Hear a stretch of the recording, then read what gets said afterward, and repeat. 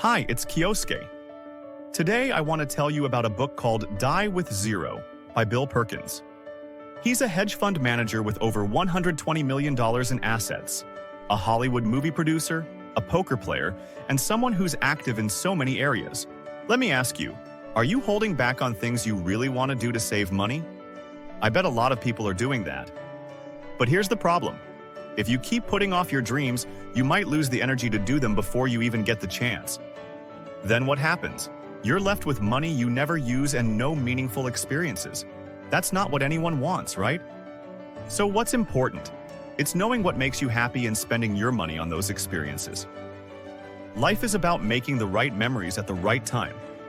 For example, going to Italy when you're a toddler won't be much fun. And running a marathon at 90? Probably not realistic. Our time is limited. Life will end someday. We work so hard, using our precious energy to earn money. We use our limited time and energy to work and earn money. What do you think? Before we dive into today's topic, let me quickly explain this channel. On this channel, we pick books that can help improve your lifestyle and break them down in a simple way. When learning from a book, it's best to set your own goals. But that can be pretty hard, right? So we create imaginary characters and set goals that match their situations. By imagining yourself as one of the characters, you can learn even more from the book. So, I hope you'll join us and enjoy the experience. In the videos, we'll build the story while chatting with the characters. We use the latest AI voice technology, but sometimes the intonation might sound a bit off. Please bear with us.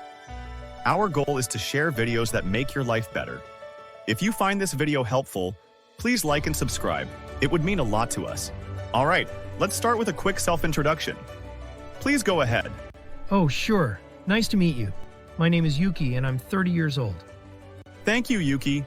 What kind of job do you do? I work at the city hall. My parents always told me to get a stable job, so I thought working for the city hall would be a good choice. I see. Your family is going to have a new member soon, right? Yes, that's right. I'm really happy, but I'm also starting to worry more about money, and I have no idea how things will be in the future, like after retirement. That makes sense. Do you have anything you want to do in the future? I don't really have big plans right now, but I like watching movies and reading books. Back in college, I used to travel around Japan a lot. Those were really great times, amazing memories. But now I'm trying to save money, so traveling isn't really an option. I understand. With food prices going up, it's hard not to focus on saving money. Exactly. I'm pretty worried about what my life will look like in the future. But when I die, I want to be able to say, my life was amazing. Absolutely. Thank you so much, Yuki, for sharing your story. Let's set his goal as to make sure it's possible to say, that was the best life ever. In the end, I will share 3 main points from this book. Then, I will match them to Yuki's problem. Finally, I will explain how Yuki can solve the problem and reach the goal. The first key point is the importance of using your life for experiences. Let me ask you a question, Yuki. What do you think the purpose of life is? I think it's to live happily with my family. That's a wonderful answer. But many people make earning money their main goal and forget their true purpose. That's true. But money is important. We need it for almost everything.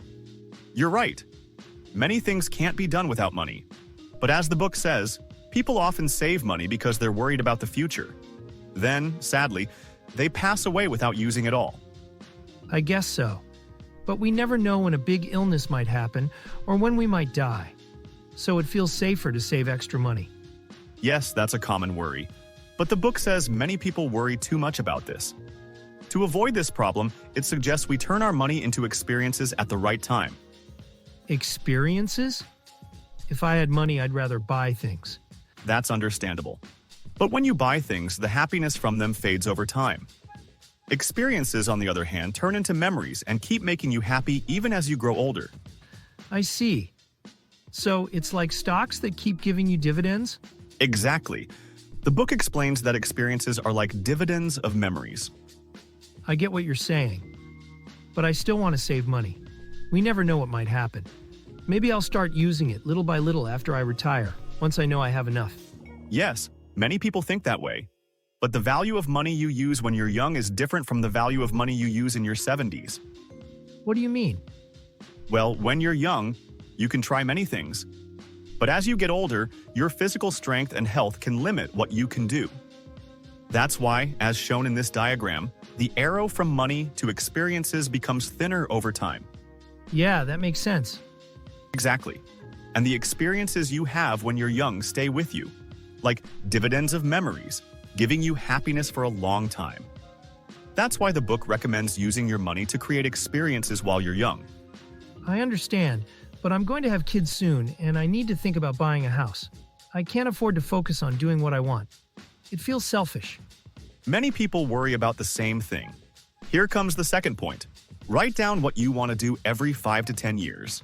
Write down what I want to do, but I don't even know how long I'll live. That's a common thought. But the book says we often think of our time as unlimited. That's why we need to design our lives carefully to make them more meaningful. To do that, we use something called a time bucket. Time bucket? What's that? It means dividing your life into 5 or 10-year periods and writing down what you want to do during each period in these buckets. But I can't perfectly write down everything I want to do until I die right now. You're right. The key is not to aim for perfection. You can update your list whenever you want. I see. But what about money? Writing down what I want to do feels meaningless if I can't afford it. For now, don't think about money. Just try writing down what you want to do. Really? Okay. Give me some time to write. How's it going? I finished. What do you think? You wrote a lot. How do you feel after writing it down? Yes, I'm a careful person, so I didn't write anything too bold. But this is what I can think of right now. It looks like you'll be pretty active between 35 and 49 years old. That's true. There are a lot of things like traveling and hiking that need energy. This book also says that as we get older, there are things we can't do anymore, especially between our 30s and 50s. For example, hiking might be harder when you're older. It shows that every activity has its best time to enjoy it. You're right. If I wait until I'm older and can't move as much, it'll be too late. The third point is, use your money when you want to do something. That sounds nice, but it's not that easy to do. That's true. But it doesn't mean spending money without a plan.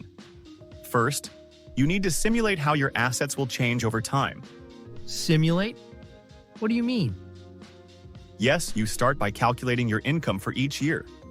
Then calculate your expenses.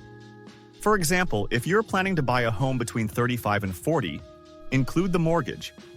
Don't forget education loans and other costs. Subtract your expenses from your income, and you'll see how your total assets change over time. What if I want to leave money to my children when I pass away? You can calculate that after you write down your total assets. I see. The book says it's better to give money to your children earlier while you're still alive. This way, they can use it for experiences they can only have while they're young. These experiences become dividends of experience that help them later in life. That makes sense. I wrote down my total assets. How do you feel after seeing it? It looks like my total assets are largest during retirement. It's a bit comforting, but at the same time, it feels like a waste. Exactly. Many people end up passing away without using all their assets. Now, let's roughly estimate how much money you'll spend on each item in your time bucket and match it with different age periods. Got it. This might take some time, so please wait for a bit. Have you finished? Yes, I've matched the expenses. It looks like my total assets will keep growing, with the peak during my later years. That might be because of your retirement money. Looking at the graph, it seems you could spend a bit more starting in your 50s. You might also want to increase spending on your children's experiences around that age. Understood. I'll try making those changes. I've updated it. I decided to increase my spending starting in my 50s. Looking at this, your asset peak, excluding the retirement money, is at 59 years old. Many people's assets peak around 75 years old, and they don't end up using it all. That's why we did this exercise. How do you feel after writing it? I feel a bit relieved. I also added plans to give money to my kids earlier. Even with that, the graph turned out like this. Exactly. Without writing and seeing the graph, it's hard to know. The time bucket you created can be updated anytime, so make sure to update the graph too. Thank you. Looking at this graph, I feel like I should enjoy more experiences while I'm younger. I'll update my time bucket again. I thought I should save all the fun for old age, but now I see that's not true. Yes, that's one reason for writing the time bucket. I hope you create wonderful memories with your family and enjoy experiences you can only have at the right time. Thank you so much for today. You're welcome. Thank you too. How did you like today's role-playing book channel? By applying the points from the book to Yuki's goals, I hope you were able to understand the key ideas better. If you get the chance, I encourage you to try using these ideas too. Here are the 3 points from today. It would be great if you could share in the comments which point you found the most helpful. I plan to continue discussing lifestyle topics through stories with characters. Please make sure to subscribe so you don't miss out. See you in the next video.